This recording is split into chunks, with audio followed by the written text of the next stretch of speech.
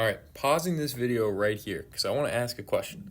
One, what is Juan Soto ready for?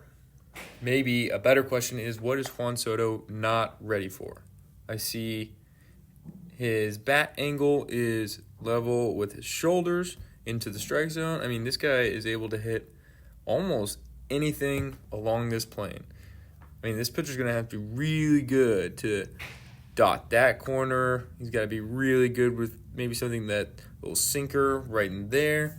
But other than that, this pitcher has a really tough time finding a zone that Juan Soto is not ready to smash.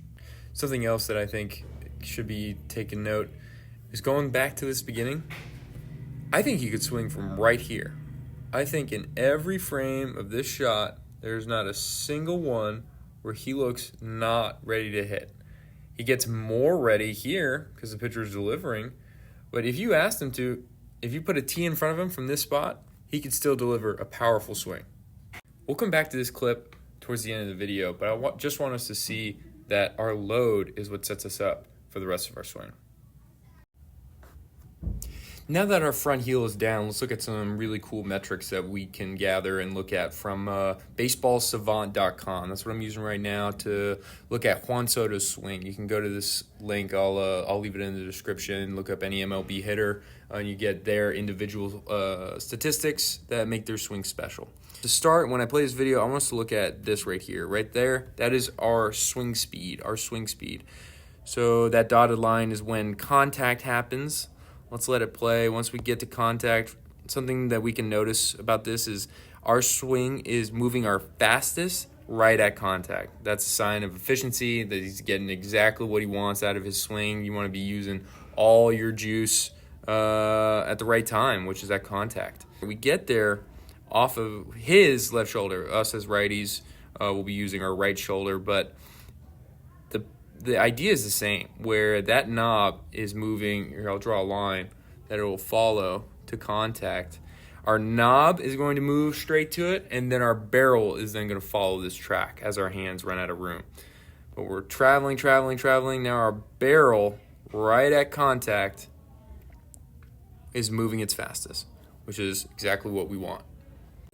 Next thing to look at is our attack angle. Our attack angle is 11 degrees off the ground, which means we hit a lot of line drives. Juan Soto is one of the greatest line drive hitters in the game. That's why he's, worth so much to the Mets.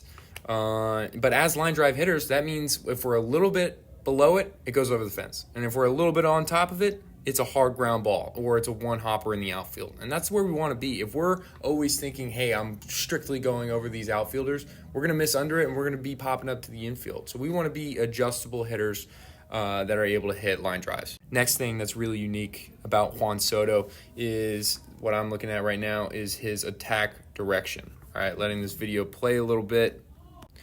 We can see that his attack direction is 5 degrees to opposite field. Really unique. Him and Fernando Tatis Jr. are airing to be inside the baseball. Being inside the baseball makes you adjustable to off-speed, fastballs, anything that curves or breaks.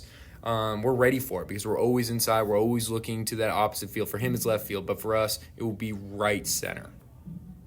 You can actually see in this box that the MLB average is 2 degrees of pull. But Juan Soto isn't average. He's above average. And the above average hitters, they're looking to go to the opposite field. Because then when they're a little bit early, it's over the fence. That means they're a little bit early, a little bit out front. That means they're able to elevate and celebrate.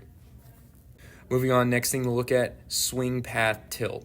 All right, we have about 28 degrees of tilt. MLB average is 32. He's a taller guy, but he gets so deep in his stance, his bat path is going to be a little bit flatter. All right, he's trying to be as close to the ground as possible because that's where our energy comes from.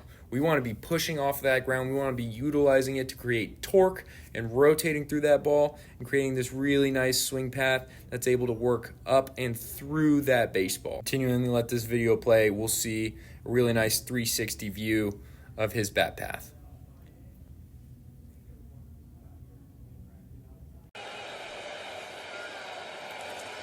He smacks this one in deep right field, and that ball's going to sail out of here.